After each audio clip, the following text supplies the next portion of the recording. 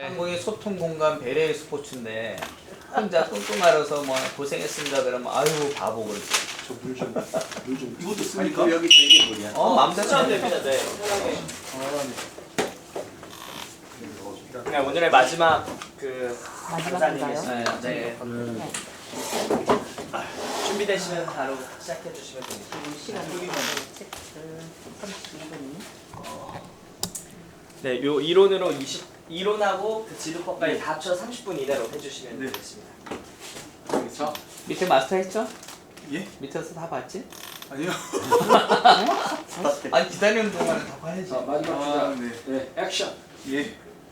네, 반갑습니다. 와, 정말 대기하는 시간이. 아 그거 말고 제대로 소개부터. 네, 알겠습니다. 대기. 다시. 자, 액션. 반갑습니다. 저는 2013년도에 항공을 처음 시작했거든요. 그때가 10월이었던 걸로. 그 얘기하지 말고 강의를 하시라고. 아, 네. 자기 소개. 제 소개입니다. 나 걔한테 얘기하는 거잖아.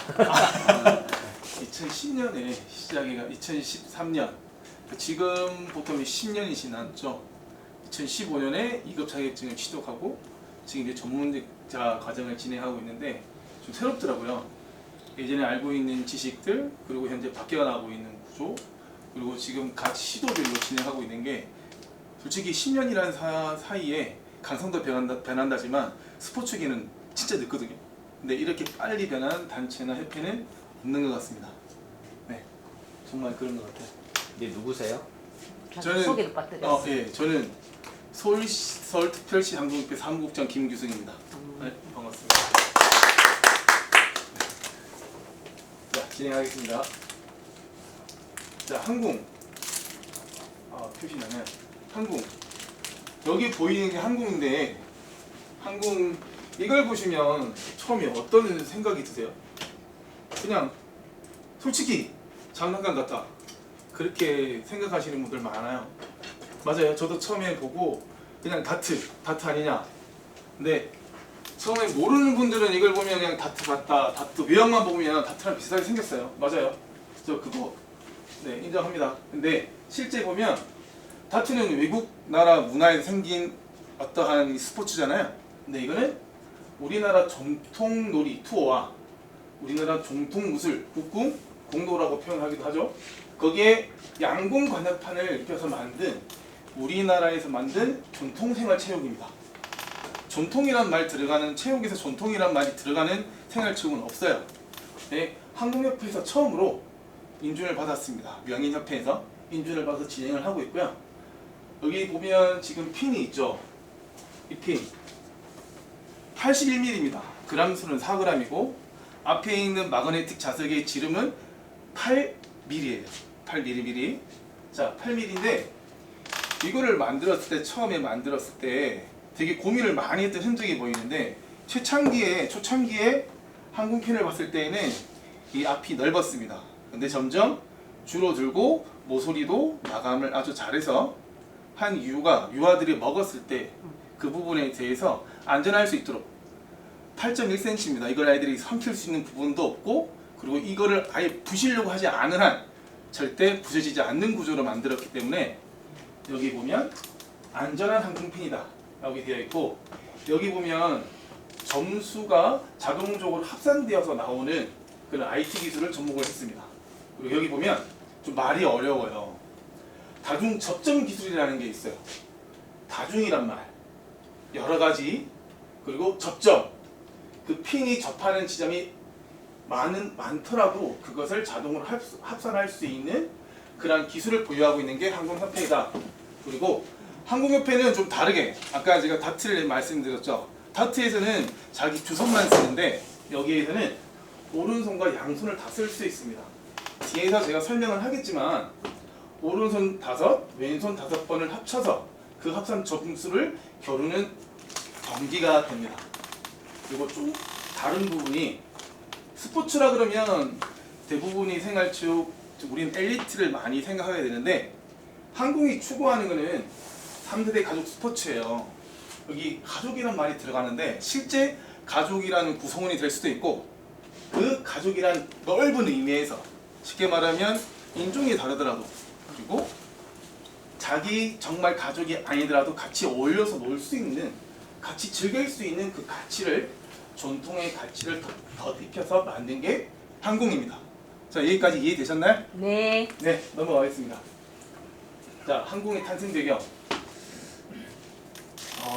이걸 말하기 전에 관계자들이 봤었을 때 이걸 항공을 가지고 뭐 관공서를 간다든지 했을 때 보면 대부분이 하는 말이 다트라 그래요. 아까 얘기했던 것처럼 실제 속초노수 2006년도입니다. 속초노수 이다트 체험 대회를 했었어요. 항공협회에서. 그때 구청에 있는 담당자가 활동하는 모습을 보고 그때 장애인들도 있고 어린아이들도 있고 그리고 어른들도 있고 할아버지 할머니 다 같이 있었는데 이걸 보면서 했던 말이 이게 정말로 진정한 생활체육 종목인데 생활체육인데 왜 이거를 활성화하지 못하고 있을까? 라고 하는 그러한 의미스러운 말을 남겼는데 그거를 허광 회장님께서 그거를 받아들이셔서 그때 그 말을 받아들이지 않았다고 한다면 오너인 사람이 받아들이지 않았다고 한다면 지금의 항공협회는 없었을 것 같습니다. 제가 생각했었을 때.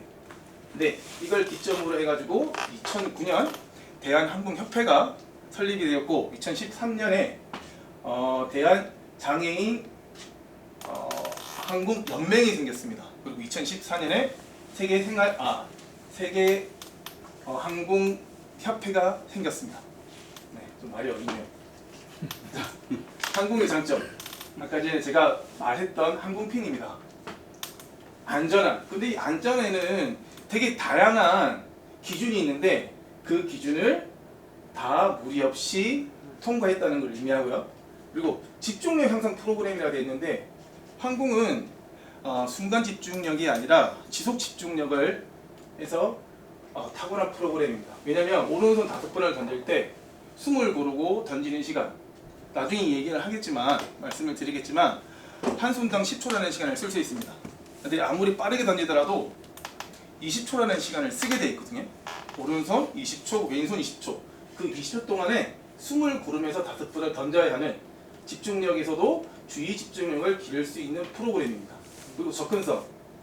접근성 하면 이런 용어는 자 스포츠에서 많이 보게 되는데 접근성. 어떤 부분의 접근성이냐? 항공은 좁은 공간만 있어도 상관이 없어요. 근데 대부분은 축구 하려고 그러면 축구장에서 하려고 하죠. 근데 축구장이 없을 때 축구장이 없으면 축구 골대가 없어요. 어느 공간을 만들어서 해야 되지만 이 항공 보트 세트만 있으면 좁은 공간에서도 또 누구나 쉽게 규칙이 간단하다 보니까 또 한 번 들으면 쉽게 이해를 하고 할 수 있는 그러한 접근성이 좋다는 의미입니다. 그리고 참여자들의 소통 공간. 여기서 말하는 소통과 공간 이 부분은 쉽게 흘려드릴 수도 있는데 대부분이 소통하고 공감. 요즘 대세가 공감하고 소통이잖아요. 그래서 따온 말이 아니라 항공협회에서 대회 진행하는 걸 보면 남녀노소 그리고 진짜 남녀노소가 같이 하고 거기에다가 장애인과 비장애인이 같이 할 수 있는 스포츠 레이서의 큰 장점이 있기 때문에 소통 공감이라는 단어를 써서 운영을 하고 있는 대회들이 참 많고 프로그램도 그런 프로그램이 있습니다. 자, 넘어가겠습니다. 자, 항공 투구 자세. 대한항공협회 초기 투구 자세는 3자세였었어요. 어떤 자세가 있냐? 자, 시범을 보여드릴게요. 자, 보드가 여기에 있습니다. 제가 지금 다리가 좀 아파가지고 조금 양해 부탁드릴게요. 정면형이 있었어요. 정면형. 그럼 보드를 보고 정면으로 쓰는 겁니다. 근데 측면형 이전에 가운데 자세라는 게 있었어요. 중간. 즉 중간형, 가운데 자세, 가운데 자세, 그리고 측면형. 완전히 측면을 보고 서서 고개만 들고 팔을 들어서 스트레칭 하듯이 던지는 투구 자세 3가지가 있었는데 지금 항공협회에서는 2가지 자세를 또 추구를 합니다. 그 첫 번째가 측면의 자세입니다. 측면의 자세를 선택했을 때에는 시행착오가 있었죠. 제일 처음에는 항공에서 추구했던 거는 바로 정면형 자세였었어요. 근데 대상들이 어르신이고 아이들이었을 때 바른 자세를 선다고 하더라도 왜 사람이라면 욕심이라는 게 생기잖아요. 있다 보니까 점수를 높게 던지고 싶어. 그러면 자세가 숙여질 수밖에 없는 상황이 되는 겁니다. 그러다 보니까 안전상 바른 자세였을 때에는 가운데 자세보다 측면 자세가 바로 서서 스트레칭 할 수 있는 투구 동작이 좋기 때문에 자, 측면한 자세로 서고 있습니다. 이 자세한 부분은 나중에 실기를 하면서 말씀을 드리도록 하겠습니다. 자, 정면 자세는 왜 필요할까? 신체가 자유롭지가 않은 거예요. 오른손으로 던져야 되는데 난 오른손을 못 써. 그럴 때 오른손으로 던질 수 없는 자세를 왼손으로 써. 왼손으로 써 측면한 자세로, 정면한 자세로 서서 대신할 수 있는 구조로 만든 게 보조 역할을 할 수 있는 게 바로 정면한 자세입니다. 그 다음에 나오는 게 바로 항공 투구 자세에 있어서 혼합형 투구 자세입니다. 대회 때 이런 자세로 많이 활용을 하는데 나는 신체가 멀쩡하지만 대회에 나오는 사람들의 신체 구조는 다 다를 수 있기 때문에 이런 구조로서 혼합형 투구 자세로서 대회를 운영하고 있고 실제 대회를 나가기 전에 항공협회에서는 1시간, 2시간 전에 먼저 모여서 심판진들한테 이런 부분에 대한 언급을 하고 있습니다. 앞으로 여러분들도 대회를 참가하실 때 사전 모임을 통해서 이런 부분들을 한 번 더 체크하실 수 있으실 거예요. 자, 투구 순서입니다. 투구 순서는 앞에 보시는 것처럼 조준, 준비, 시작 이 4가지 요소로 구성되어 있는데 자, 여기서 중요한 거는 손의 위치입니다. 손의 위치와 그리고 핀의 위치와 내 눈의 위치, 그 보드가 일직선상에서 서 있어야 되는 부분이에요. 근데 대부분 신체 구조가 다 달라요.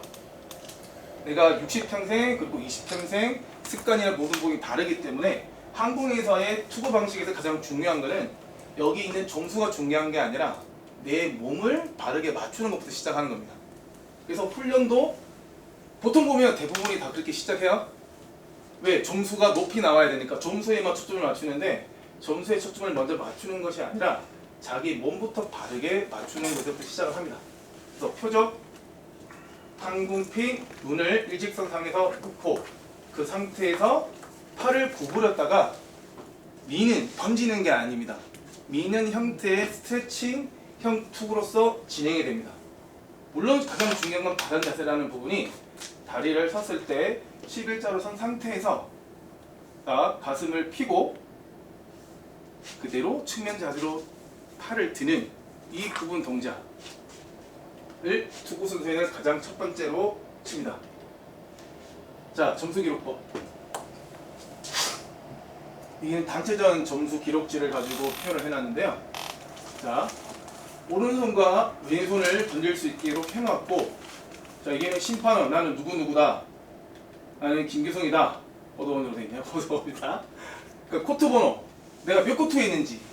코트 번호를 적는 이유는 나중에 점수 기록지를 나중에 집계를 낼 때 내가 몇 코트에서 했는지 나와 있지 않으면 섞일 수 있기 때문에 코트 번호를 그 다음에 적고요. 그 다음에 소속. 뭐냐면 서울시면 서울시, 충남이면 충남. 그리고 어느 단체, 어느 부의 대회인지를 적습니다. 그리고 선수들의 이름을 시작하기 전에 적을 수도 있고 그 대회 상황에 따라서 원래 다 적어야 되지만 상황에 따라서 이름을 각각 던지기 전에 적을 수도 있습니다. 그는 대회 상황에 따라 다릅니다. 자, 이게 7점입니다. 그러면 1초 뒤에 이 7이라는 숫자가 적히게 되는데 자, 그리고 자, 심판이 여기 1번 오른손 1번에 7점을 적죠. 자, 이번에는 0점입니다. 1점 밖에 있으니까. 그리고 점수 기록지는 그대로 7점. 그리고 심판은 0을 기록을 해주셔야 됩니다. 점을 찍든지 0을 찍든지 기록을 해주셔야 되고, 세 번째 3점입니다. 자, 3이 올라오고 그 다음에 심판은 항상 제일 먼저 여기 있는 관역판을, 표적판을 보고 그리고 이 점수판에 대한 숫자가 맞는지를 확인해야 되는데, 근데 이거를 어려워하시는 분들이 많아서 확인을 거꾸로 하실 수도 있어요. 자, 점수 있는 기록지, 기록되어 있는 그 점수를 확인한 다음에 여기를 확인하셔도 됩니다. 근데 1초 뒤에 바뀌기 때문에 판단을 빨리 하시고 기록을 적어주셔야 됩니다. 아니면 바로 시점이 되어야 됩니다. 1초 뒤에 합산이 되어서 바로 총점이 기록이 됩니다. 자, 이번에는 8점이죠. 자, 8점이 적히고 심판은 8을 적어야 됩니다. 이 순서대로 자, 관역을 보고 점수를 보고 심판을 적어야 합니다. 자, 그럼 총 18점. 마지막. 자, 이번엔 4점입니다. 그러면 18에서 4를 더하면 4점 적고 점수는 22점이 나오죠. 이런 형태로 심판은 진행을 합니다. 왼손은 똑같은 상황입니다. 4점, 4, 4점. 자, 쭉쭉 넘어가겠습니다. 자, 여기서 궁금하신 점 없나요? 관역지를 보면 궁금하신 점이 생각이 안 나시나요? 자, 일단 넘어가 볼게요.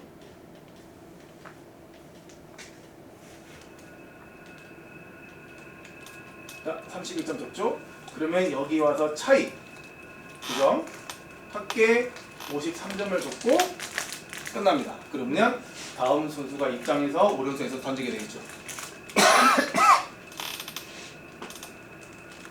자, 점수가 득점입니다. 자, 항공관역판에 여기까지 넘어가겠습니다. 1번부터 3번까지는 대부분 누구나 쉽게 읽으면 알 수 있는 부분이에요. 그래서 설명 안 하고 넘어가겠습니다. 관역판에 점수가 나오니까. 근데 맞고 떨어졌다. 항공편이 떨어질 수 있어요. 모든 사람들이 잘 던지는 건 아니니까. 근데 맞고 떨어졌을 때 점수가 안 나올 경우, 이때는 심판의 영향이 정말 중요합니다. 아까 전에 제가 말씀드렸던 것처럼 관역판을 보고 앞에 있는 점수가 기록되는 부분을 확인하라고 그랬죠. 근데 관역판은 내가 봤어요. 근데 점수에 올라오는 부분이 안 올라왔단 말이에요. 그러면 그 심판이 관역에 있는 것을 확인하고 기록을 해야지만 된다는 내용입니다. 관역과 점수부 일치를 동시에 보아야 합니다. 근데 예를 들어서 이때 심판이 경력이 좀 있고 하더라도 이 상태에서 선수가 왜 맞고 떨어졌는데 점수가 기록이 안 됐어요. 이렇게 얘기를 했을 때 심판이 선수한테 직접적으로 바로 기록을 했습니다. 방금 6점이었었어요. 하고 바로 대회 중에 이 얘기를 해서 선수가 경기에 집중할 수 있게끔 설명해주는 역할도 필요합니다. 관역판에 맞았지만 점수가 안 나왔을 경우, 관역판에 맞아서 점수가 안 나왔을 경우 심판이 점수를 즉시 판정한다. 똑같은 내용이니까. 자, 심판이 실수로 점수를 판단할 수 없을 때 심판이 이 시에 의해 다시 투구한다. 이거는 있어서는 안 되는 내용이에요. 있어서는 안 되는 내용이고 실제 이렇게 했을 때 문제가 생기는 점이 하나가 있습니다. 반대편 코트에서 선수는 못 봐요. 근데 반대편 코트에 있는 대기자각을 본단 말이에요. 이럴 때 어떻게 할 거냐? 다시 던지기 할 거냐? 자, 실제 던지기 했을 때 앞에 점수가 예를 들어서 5점이 나왔어요.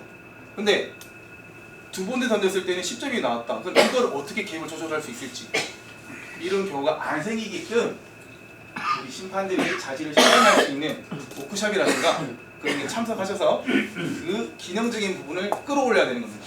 심판 아무나 하실 수 있는 거 아니에요. 자, 점수 판단법. 아까 전에 제가 질문했던 부분이 바로 이 부분인데요. 자, 7점과 8점입니다. 어느 점수를 줘야 될까요? 근데 이게 점수가 합산되지 않은 상태예요. 그럼 일단 어느 점수를 줘야 될까요? 선수 입장에서는 저 같으면 8점을 주겠어요. 저 같으면. 근데 다행히 항공협회에서도 8점을 주라고 되어 있네요. 자, 여기서는 점수가 인정되었을 때 7점과 8점이 경기에 부착되었지만 점수 표시된 경우, 자, 7점과 8점이 표시된 경우에는 그 점수 표시된 대로 줘야 됩니다. 표시된 대로. 근데 예를 들어서 표시가 되지 않았다.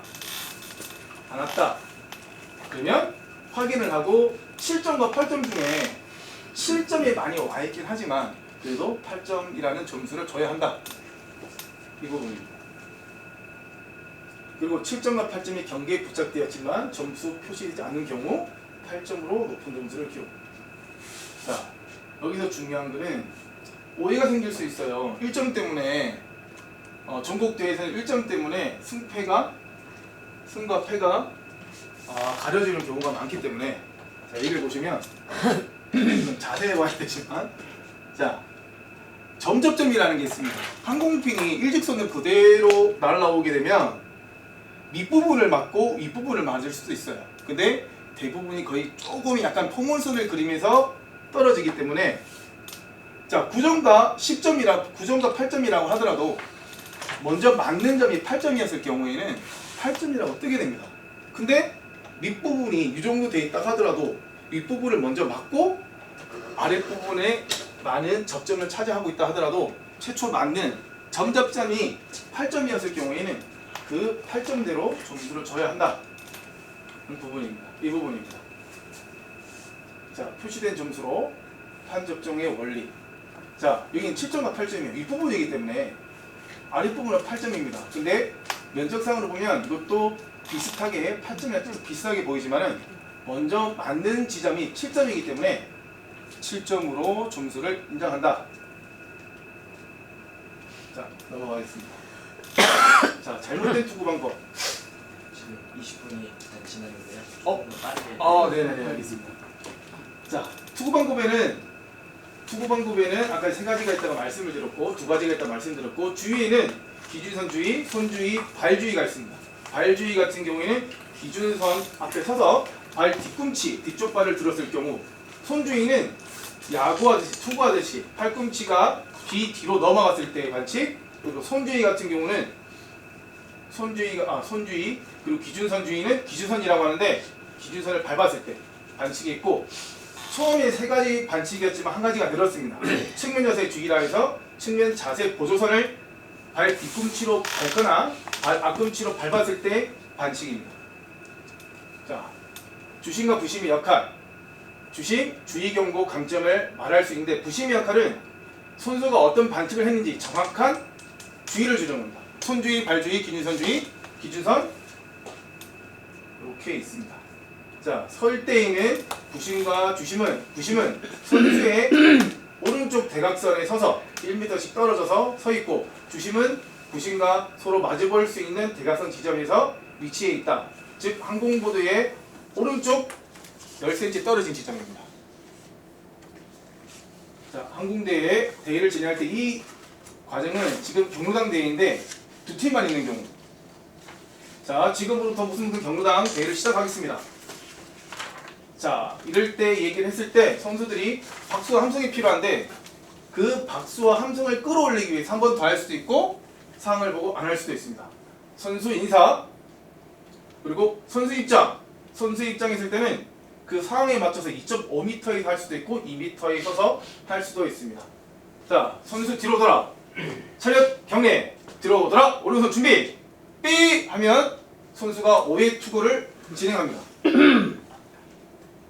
자, 다 던지고 난 후 상대편이 다 던질 때까지 기다려주는 에티켓이 항공에서는 있습니다.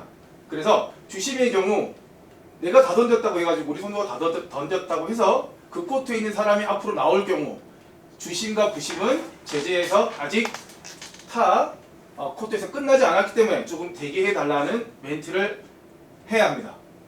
자, 점수 확인 삐삐 점수 확인하고 심판은 선수의 점수가 몇 점인지 구두로 이야기를 합니다.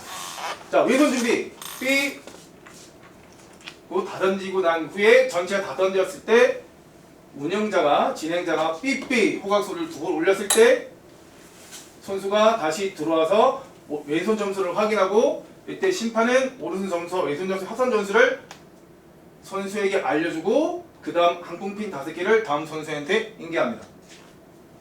자, 그리고 선수단의 상호 경례를 해서 마무리를 합니다. 자, 스포츠 등급 분류입니다.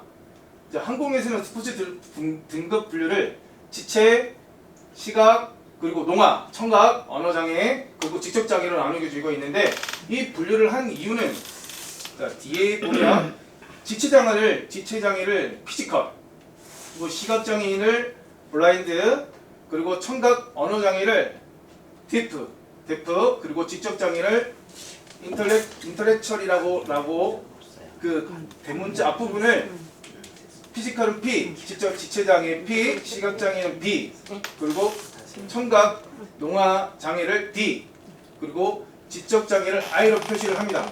표시하는 이유는 항공 선수가 이 항공 선수는 지적 장애 유형으로 한 손만 쓸 수 있고 이 사람은 스탠딩이다 라는 것을 의미하기 위해서 이런 선수 등급 분류를 있는 방법으로 정리를 하려고 하다 보니까 그런 등급 체계를 나눠놨습니다.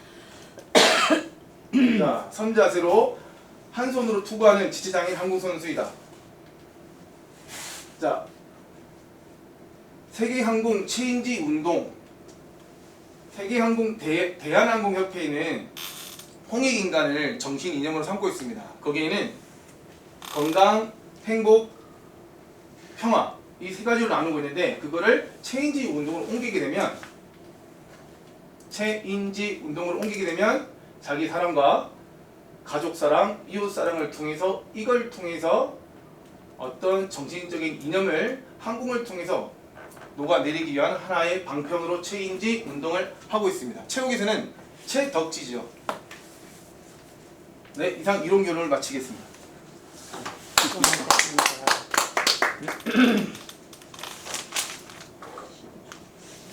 네, 요것도 한 5, 6분 이내로. 네, 5, 6분이면 바로 넘기면 되나요? 네. 네.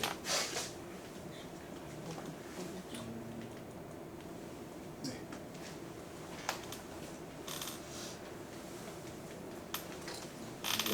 네.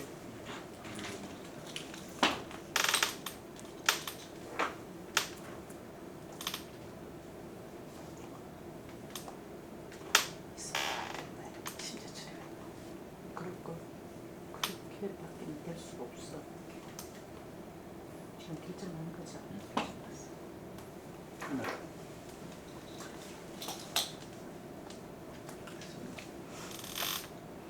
네.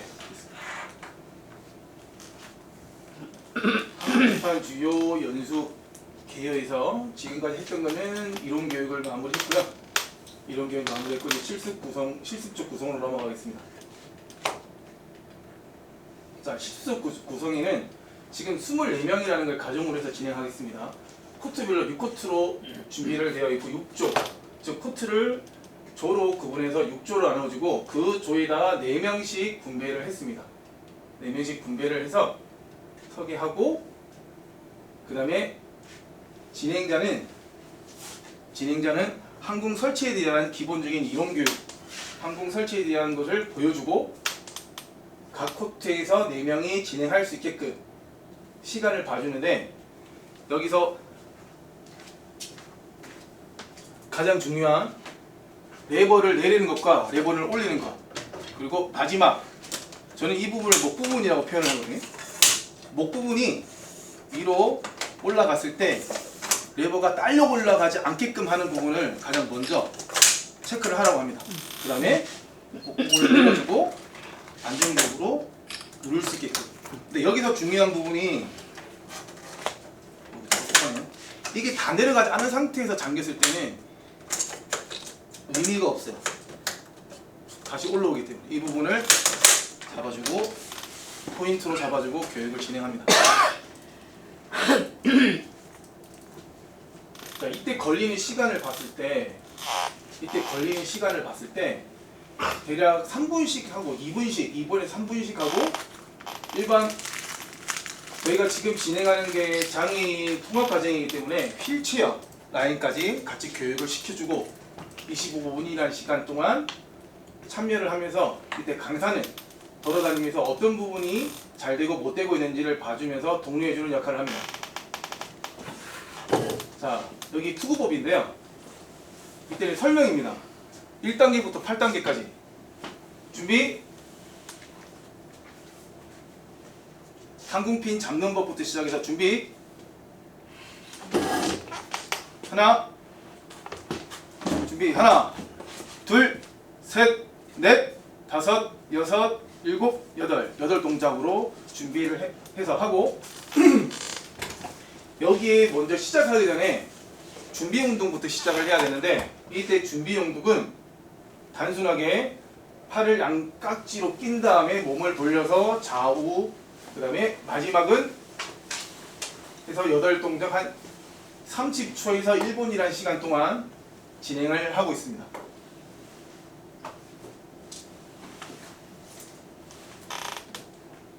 자, 그 다음 투구법인데요. 투구법은 주심, 자, 각 코트마다 4명씩이 되어 있는데 1번은 선수로 들어오고 2번은 심판 역할을 하고 3, 4번은 뒤에서 부심 역할을 하거나 같이 부심 역할을 하거나 4번은 대기하는 형식으로 3번이 지금 현재 여기에서는 그냥 대기로 되어 있는데 부심 역할도 같이 하는 방향으로 하는 식으로 저는 진행을 하고 있습니다. 진행을 하고 있고 여기서는 8동작을 하는 게 아니라 4동작으로. 왜 4동작이냐면 처음에 준비를 하고 있는 준비 자세에서 조준과 여기 보면 준비와 시작을 같이 해야 되는데 3번 동작에서 준비 시작을 따로 했을 때에는 그 점수가 평상시에 대회를 할 때 하는 방식이 아니기 때문에 준비와 시작을 같이 묶어서 준비, 조준, 준비, 시작, 천천히 팔레리기 쭉 4동작으로 진행을 합니다. 이때 진행하는 강사는 자, 지금부터 2024년 서울특별시 항공협회장배 항공대회를 진행하겠습니다라는 멘트로 그대로 대회장에서 하는 것처럼 진행을 해서 참여하는 선수들 또한 선수가 되어서 선수했을 때의 느낌을 느껴볼 수 있도록 진행을 합니다. 자, 여기서는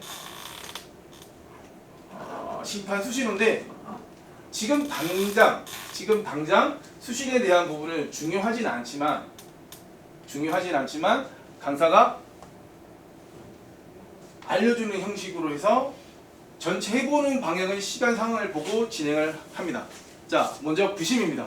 부심의 위치는 여기 보이는 것처럼 선수가 3m에 있을 때 반대 오른쪽 대각선상에 서서 자, 총 주의는 4가지가 있다고 그랬죠. 손주의, 발주의, 기준선, 그리고 측면주의 이 4가지가 있는데 손주의를 예를 들어서 시작하겠습니다. 부심입니다.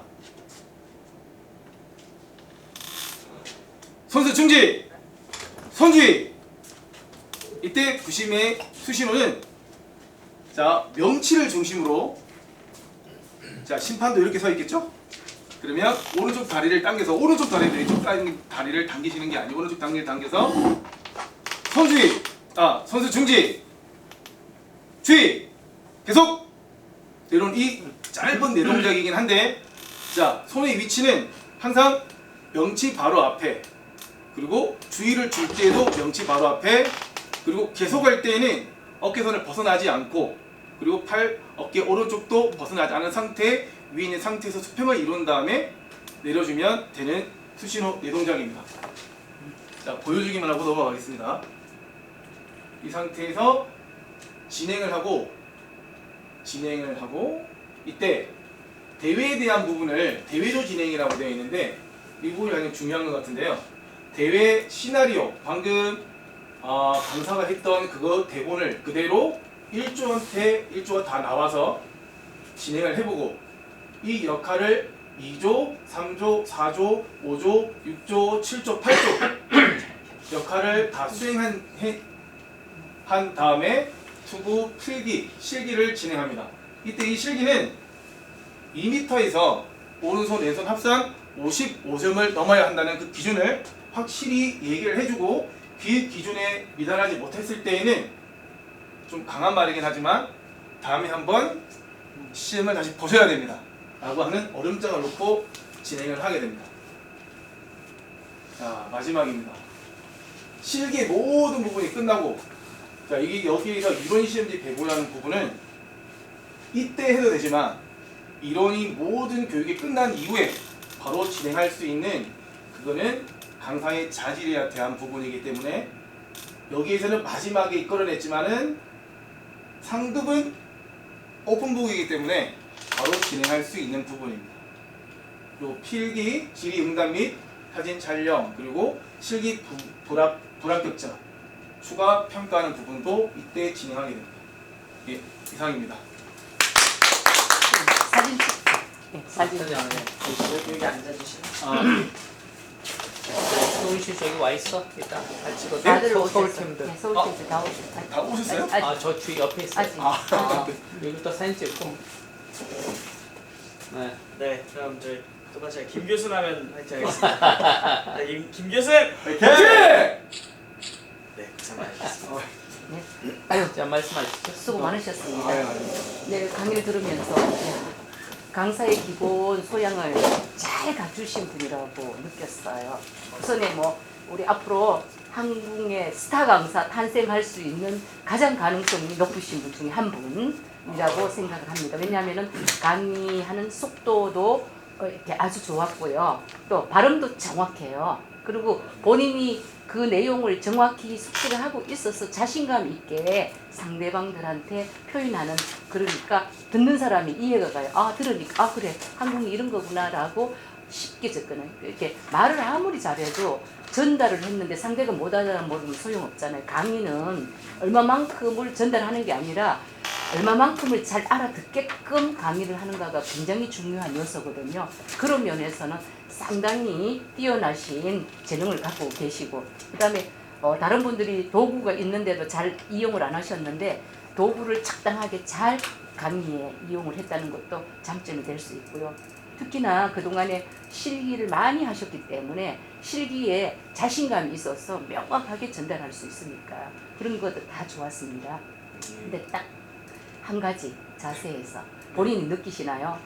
그 우리가 뭐 학교에 강단에 가면 교수님들은 그냥 테이블에서 이렇게 말을 하면 돼요. 일반 교수님들은. 네. 그런데 우리는 좀 기능이 다르잖아요. 한국이라는 것을 상대방들한테 전달을 하는데 이거는 이제 지도자도 키워야 되고 강사도 육성을 해야 되는 그런 중책을 갖고 있기 때문에 우리 이 고객이 굉장히 중요해요. 앞으로 같이 활동할 사람이 한 번 듣고 그냥 많은 명강사가 아니에요. 이분들은 나랑 같이 계속 활동하기 때문에 강의할 때의 이미지가 네. 앞으로 이 속에서 활동이 함께 하기 때문에 함께 소통하는 게 굉장히 중요하단 말이에요. 그런데 이제 강의를 하실 때 첫째, 손을 옆에서 이거 본인이 아시나요? 네, 알고 있었습니다. 한쪽으로 네. 그 다음에 우리를 보지를 않고 계속 딴 데를 보고 강의를 하셔요. 그러면 어떻게 되는가 하면은 우리는 소외된 것 같은 느낌? 아, 네. 이렇게 다 좋은데 다 듣기 좋은데 우리랑 소통을 하지 않으니까 이제 좀 약간 소외감 같은 걸 느낄 수 있고요. 그 다음에 우리는 이제 이런 얘기를 해요. 저는 CS 강사든 또 저희가 기업에 네. 지도자 육성을 하든 뭐 이제 그런데 체크를 좀 많이 하고 컨설팅을 많이 하잖아요. 지방에서도. 그럴 때 제일 중요한 거, 우리는 전체를 합쳐서 그냥 서비스와 관계되기 때문에 CS 강사라고 통칭을 하자고요. 그랬을 때 CS 강사는 3대 요건을 갖춰야 돼요. 웃으면서 삼박자 운동, 네. 웃으면서 이 두 손을 활용을 해야 돼요. 한쪽으로 나누면 안 돼. 이 손이 네. 굉장히 중요한 도구거든요. 이것도 네. 써야 되고 또 표현도 해야 되고 당신하고 이렇게 소통할 때도 써야 되는 이 손놀림이 굉장히 중요하단 말이에요. 이걸 최대한 무기로 사용을 하니까 제스처가 굉장히 중요한 부분을 하고요. 네. 세 번째는 그렇게 하면서 웃으면서 손놀림 하면서 눈은 어떻게 됩니까? 우리랑 함께 공감하면서 말을 하는, 이게 강사의 가장 기본 요건이에요. 근데 다 조건을 갖췄는데 이 부분이 조금은 보완을 하셔야 되고, 이럴 때는 어떻게 해야 되는가 하면 거울 보고 내가 연습을 하셔야 돼요. 거울을 딱 보고 강의를 할 때 있잖아요. 내가 웃고 있는지. 그 다음에 엉뚱하게 이렇게 손하면 안 되잖아요. 그죠? 이쪽에 뭘 시계를 이렇게 지적하는데 막 이렇게 하면 안 되니까 이 손놀림이 사실은 어색하고 잘 안 돼요. 어떤 사람은 이렇게 하고 어떤 사람은 거짓말 이런데 이것들을 좀 더 이렇게 활용을 하는 것들을 잘 응용을 하시면 좋을 것 같고요. 네. 그 다음에 오늘은 테스트 받으러 오셨는데 처음에 딱 자기소개를 명확하게 하셔야 된다고요. 물론 강의를 할 때도 그래요. 자기를 기억시키는 그 소개법이 굉장히 중요하거든요. 우리가 스피드 테스트라는 제도를 가질 때는 첫 번째는 강의를 보는 게 아니라 먼저 자기 소개를 봐요. 그 소개의 짧은 무난한 소개, 자기를 잘 표현하는지 상대들이 기억을 하게끔 하는지 이런 게 필요한데 그걸 생략하셨어. 내가 누구라는 것을 표현을 안 하시면 우리가 누군지 모르잖아요. 아, 이 성함은 아시지. 뭐 이렇게 멋있는 분은 기억 못할 리 없겠지만 중요한 것은 모든 면에서는 내가 오늘 이 장면을 다 끌어가야 되는 리더예요.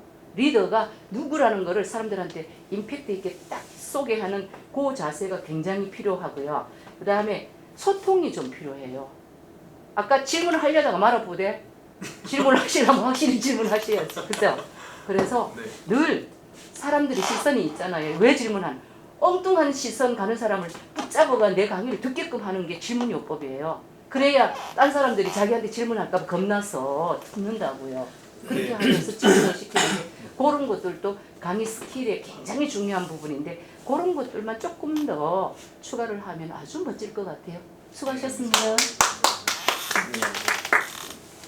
네, 하여튼 굉장히 역시 잘하셨습니다. 그래서 다른 부분들은 뭐 저희 발사위원장님께서 잘 말씀해 주셔서 제가 뭐 할 부분은 따로 말씀드릴 부분 별로 없을 정도로 뭐 숙지라든지 뭐 아니면 기본 자료나 뭐 그런 강의 영상도 많이 또 숙달을 또 하신 것 같아서 그런 또 자세도 또 워낙 좋으시고 하다 보니까 그렇게 시범 보여주시면서 하는 것도 되게 좋았고 나머지 피드백은 딱 저도 이제 잘 말씀해 주셔서 그 정도로 너무 고생 많으셨습니다. 네, 오늘 뭐 저희 잘 했고 그다음에 이제 아까 말한 대로 좀 미소 짓고 한다는 거는 사실 굉장히 중요해요. 그리고 본인이 잘 안 웃어. 네. 웃는 연습을 좀 해야 돼. 웃어는 안 되니까 애들 보고 웃어. 저 얼마나 멋있어. 네. 저렇게 잘 웃는데요? 아니 그러니까 그게 웃는 데가 아니라 의도적으로 하는 게 아니라 이제 우리 여기 노래 가수 중에 김소연? 네, 김소연. 김소연? 야들야들. 미스 트롯 3에 김소연이라는 가수가 있어요. 야들야들. 미소가 항상 이렇게 머금져 있는데 우리 그 강사가 그거를 그런 미소를 먹으면서 강의를 하면서 이렇게 보면은 네. 아마 엄청난 인기를 받을 수 있어요. 네. 진짜 명강사로서 우리가 지금은 이제 본인이 네. 이제 그 습관이 왜 어디에 습관이냐면 학생들 가르치고 여기에 습이 들어져요. 그러니까 네. 강연이 아니라 강의를 한 거예요, 여태껏. 네. 강의를 하다 보니까 거기에 습해서 내가 이제 애들하고 가르치고 하니까 그 폼이 나오는 거예요, 그 자체가. 그래서 초등학교 선생님이 집에 가면 남편한테도 남편도 초등학교 보고 가르치듯이 한다는 이제 그런 개념이 비슷한 거예요. 예. 그러니까 이제 딱 이런 거 하면 딱이 맞아야 돼 이거는. 왜냐면 이 폼 딱 잡고 이게 여기 있는 사람들이 저기 있는데 이게 굉장히 거만한 거거든요. 그러니까 한 방에 이미지 반전 죽이는 순간. 명강사 과정에서 한 방에 나가. 네. 거기 온 사람이 다 뭐 교정선, 뭐 대기업 임원들 이렇게 하는데 폼 딱 잡고 있어요. 그러면 절대로 안 돼. 그리고 여기 있는 사람을 존중해야 되거든요. 존중을 해야 되기 때문에 그런 부분들은 굉장히 그거는 확실히 바꾸지 않은 거예요. 네. 갖고 있습니다. 그리고 아까 아무리 잘한다해도 혼자 속삭이고 있는 거 아까 말했처럼 그거는 하면 안 돼요. 그래서 하더라도 돌아보면서 내 강의를 잘 듣는지 눈 맞춤을 해야 되는데 눈 맞춤을 안 하는 게요. 그러니까 여기서도 사랑하시면 돼요. 사람들하고. 근데 이제 왜 그러냐면 지금 여기 있으니까 그렇죠. 내가 강의도 한 100명쯤 모였어. 강당에서. 그런 태도는 전혀 무시 안 되는 거야. 호응을 안 해. 저 뒤에는 다 줘라. 아무도 관심 안 둬. 무슨 얘기 아시겠어요? 그러니까 예, 예. 지금 말씀하신 게 굉장히 중요한 거야. 눈 맞추고 호응하고 뭐 지금 해주는 내용들이 굉장히 중요한 거. 그다음에 첫 번째 시작할 때의 자세가 내가 그랬잖아. 왜 이름 안 하냐고 그랬잖아요. 네. 그건 기본이 안 된 거야. 이게 뭐냐면 학생들 강의하는 선생님 입장에서 그냥 내가 없이 그냥 한다는 건 똑같은 거야 지금. 근데 그렇게 하시면은 그거는 절대로 안 돼요. 예, 알겠습니다. 그래서 우리가 이런 과정을 이렇게 하는 이유 중에 하나는 예전에 없었어. 근데 이번에 저기 한 거야. 내가 이렇게 보자. 내가 실제로 예를 들어서 강의를 하는데 피드백이 별로 안 좋은 거예요. 만약 강사하는데 우리가 돈을 막 30만 원 내가지고 교육받는 사람들이 있는데 내가 저 사람한테 교육을 받아야 되나? 이렇게 나오면 안 되잖아. 네. 근데 이제 그렇게 나오게 되면은 굉장히 심각해져요. 그럼 무슨 얘기 나오냐면 저 항공협회 뭐 자격증 장사하네? 이렇게 하는 거야. 아무나 갖다 쓴다. 이런 식으로 들으면 안 돼. 그래서 내가 상대 보고 이 사람들은 이렇게 해도 되겠다, 강의해도 되겠다, 아니면 저기 연수 교육을 좀 더 해야 되겠다, 좀 본무서 저기 해야겠다 이런 거야. 근데 그런 것들을 내가 판단하기 위해서 이번엔 내가 그렇게 만든 거거든요. 네. 그래서 또 지금 이제 피드백 받아본 거 누구한테도 피드백을 안 받아봤잖아요. 강의에 네, 대해서. 맞습니다. 그 부분 좀 궁금해요. 네, 그래서 여기가 지금 새벽부터 와가지고 한 부분이 지금 말한 거 그것만 얻어가도 나머지 한국의 이론이나 지식이나 강의나 이런 거 돼 있지만은 이제 그거를 내가 태도라든지 이런 부분들 스마트하게 해야 돼. 스마트하게 해주면은 대표 강사가 만들어져요. 네. 일단 그렇게 하고 좀 수고 많았습니다. 아유, 수고했네. 여기 좀 오시라고. 다들 들어오시죠. 들어오세요. 저는 오늘 여기 참석하려고